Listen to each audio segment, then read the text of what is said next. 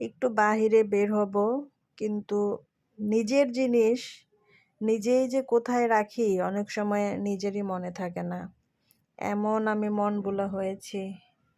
আর আমাদের এমন একটা স্বভাব, বদ স্বভাব, শয়তাইনা স্বভাব, কোনটা পরবো আসলে নিজেই সিদ্ধান্ত নিতে পারি না।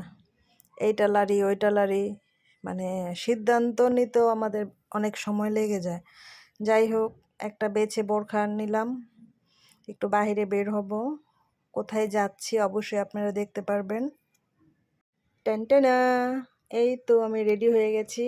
তো আমাকে কেমন লাগছে অবশ্যই কমেন্টে জানাবেন।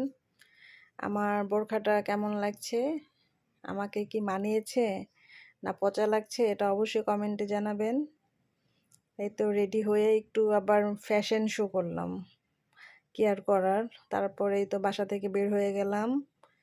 অনেক দিন পর বাহিরে বের হলাম, যদিও একটা কাজে যাচ্ছি, তারপরও মনটা খুব ভাল লাগছে।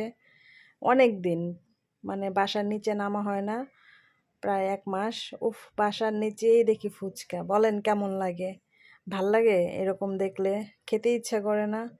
কি আর করার, খেতে তো আর পারবো না যেহেতু একটা জায়গায় যাচ্ছি।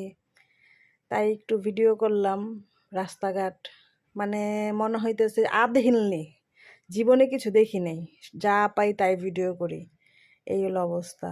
এই তো চলে আসছি সেই কাঙ্ক্ষিত জায়গায়। তো সবাই ভালো থাকবেন।